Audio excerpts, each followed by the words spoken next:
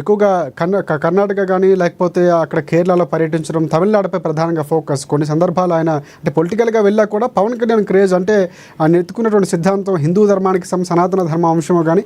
So ఇది కూడా ఒక రకంగా హిస్టారికల్ మూవీ కాబట్టి అక్కడ పాత్ర కోహినూర్ వజ్రం చుట్టూ తిరగబోతుంది కాబట్టి మొఘలులు. సో అక్కడ ఈ కథ వర్కౌట్ అయ్యే అవకాశం, అక్కడ కూడా వసూలు ఎక్కువగా వచ్చే అవకాశం ఉంది అనుకోవచ్చు మనం.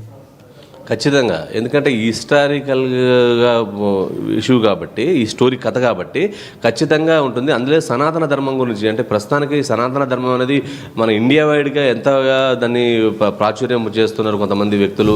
సో దాన్ని బట్టి చాలామంది కూడా సపోర్ట్ చేస్తున్నారు. మనం చూసాం అనేక సందర్భాలు సనాతన ధర్మంతో వచ్చినట్టు సినిమాలు కూడా అన్నీ హిట్ అయినాయి. దీన్ని కేవలం హిందువులకు సంబంధించినటువంటి చరిత్ర కూడా దాగి ఉంది, దీనికి సంబంధించినటువంటి అని చెప్పడం జరిగింది. దీన్ని కూడా నిజంగా వాస్తవంగా హిందూ సంఘాలు కూడా ఓన్ చేసుకున్న పరిస్థితి ఇప్పటికీ సినిమాగా చూసినటువంటి. కానీ ఒక సనాతన ధర్మాన్ని కాపాడడానికి హిందూ సంఘాలు కూడా పిలుపునిచ్చే సినిమాని కూడా చూడాలి, ఖచ్చితంగా సక్సెస్ చేయాలని చెప్పేసి అనడం జరిగింది. అయితే అటేట్ అయ్యడం కూడా తన పవన్ కళ్యాణ్ భార్య అన్నలేని సినిమా కూడా వేరే కమ్యూనిటీ అని చెప్పేసి కూడా కొంచెం ట్రోల్స్ జరుగుతున్నప్పుడు కూడా ఆయన మొదటి నుంచి చెప్పుకుంటూ వస్తున్నాడు. ఈ సనాతన ధర్మం విలువలు కానీ, తర్వాత హిందుత్వంకి సంబంధించిన విలువలు కానీ, ఈ సామ్రాజ్యానికి సంబంధించినటువంటి ఆచారాలు కానీ అన్నిటిని కూడా చేస్తాను, ఇది ఇన్స్పైరింగ్ స్టోరీ అని చెప్పేసి చెప్పడం జరిగింది. అలాగే 17వ శతాబ్దంలో ఉన్నటువంటి రాజుల కాలం నాటి జరిగినటువంటి చరిత్ర చెప్పారు. దీనికి సంబంధించినటువంటి అంటే ఇప్పటికీ కోహినూర్ వజ్రం లండన్లో మ్యూజియంలో ఉంది అంటే ఈ మ్యూజియం ఆ చరిత్ర ఎంతో ఉంది, దాన్ని చుట్టూ తిరిగే కథ కాబట్టి ఇది అన్ని రాష్ట్రాలకు మన దేశవ్యాప్తంగా నార్త్ లో కూడా సినిమా ప్రభావం బాగా ఉండే అవకాశం ఉంది నార్త్లో. ఎందుకంటే పుష్పకి సంబంధించి కూడా ఇక్కడ వసూలు తక్కువ వచ్చిన నార్త్లో ఎక్కువ వచ్చినటువంటి సందర్భాలు. అంటే అలా సినిమా ప్రభావం ఇక్కడ బాయ్కట్టో లేకపోతే పొలిటికల్ అజెండాతో కొంతవరకు తగ్గినా కూడా అక్కడ పెరిగే అవకాశం ఉంది. కొంతమంది సినీ క్రిటిక్స్ కానీ లేకపోతే పవన్ అభిమానులు వారి యొక్క అభిప్రాయాన్ని తెలియజేస్తున్నారు. ఇలాంటి ఒక ఫ్యాక్టర్స్ ఏమైనా కలిసి వచ్చే అవకాశం ఉంది అనుకోవచ్చు. అంటే ప్రధానంగా పవన్ కళ్యాణ్ ఫోకస్ కానీ లేకపోతే క్రిష్ డైరెక్షన్, ఎందుకంటే గతంలో తను తీసినటువంటి చాలా మూవీస్ అంటే హిస్టారికల్ తీయడంలో బాలకృష్ణతో కూడినటువంటి సినిమా మనకి చేయొచ్చు. అంటే ఆయన ఎలా తీయగలరు, తక్కువ సమయంలోనే ఒక విజువల్ వండర్ చూపించగలిగినటువంటి చతురత ఉంది క్రిష్ కూడా. సో ఈ కాంబినేషన్ కూడా కొంతవరకు కలిసి వచ్చే అవకాశం ఉందంటారా? ఖచ్చితంగా, ఎందుకంటే ఈ మధ్యకాలంలో చావా అనేది సినిమా రిలీజ్ అయింది, మనం చూసుకున్నాం.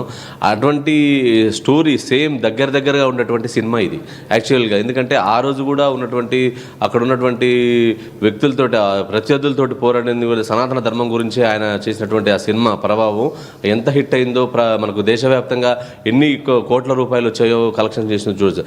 అటువంటి స్టోరీ ఇది పోలి ఉంది కాబట్టి ఖచ్చితంగా ఈ సినిమా ఉంటుంది. అంతేకాకుండా బాలీవుడ్ స్టార్స్ కూడా సార్, బాబీ డోయల్ పెద్ద స్టార్, సూపర్ స్టార్.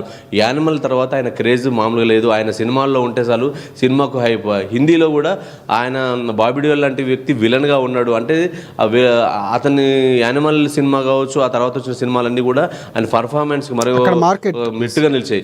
అలాంటి వ్యక్తులు ఉన్నాడు కాబట్టి ఇది పాన్ ఇండియా వల్ల పెద్ద సేవన అవుతుంది. దీనికి సంబంధించి కూడా బాలీవుడ్లో పెద్ద కంపెనీ రిలీజ్ చేస్తుంది సినిమాకి సంబంధించి. సో ఓవరాల్గా మైత్రి మూవీస్ అంటే ఈ సినిమాని చేసిన వాళ్ళు వ్యక్తులు వేరైనప్పటికీ కూడా మైత్రి మూవీ మేకర్స్ కూడా హయ్యెస్ట్ ఇచ్చి నిజాంలో కూడా అంటే తెలంగాణ ప్రాంతంలో రిలీజ్ చేస్తుంది. అంటే ఒక పెద్ద ప్రొడక్షన్ హౌస్లే పోటీపడి మరి రిలీజ్ చేస్తున్నాయంటే ఈ సినిమా క్రేజ్ అయ్యేంటది లేదు. అనూహ్యంగా ఊహించకుండా ఎప్పుడు లేని విధంగా ఒక్కసారిగా థియేటర్కి సంబంధించినటువంటి కలెక్షన్స్ కావచ్చు, థియేటర్ లిస్టు కావచ్చు, అడ్వాన్స్ బుకింగ్ కావచ్చు, ఈ మధ్యకాలంలో ఈ 10 yearsలో జరిగినప్పుడు ఎప్పుడు ఏ సినిమాకి జరిగినటువంటి బుకింగ్స్ ఈ సినిమాకి జరుగుతున్నాయి మాత్రం ఖచ్చితంగా చెప్పొచ్చు. ఇంకా కూడా మరిన్ని రికార్డ్స్ కూడా మరి కొన్ని గంటల్లో కూడా ఈ ప్రీమియర్స్ స్టార్ట్ అవుతున్నాయి. సో మరిన్ని థియేటర్లు కలెక్షన్స్ బుకింగ్స్ పెరిగేటువంటి అవకాశం ఉంది.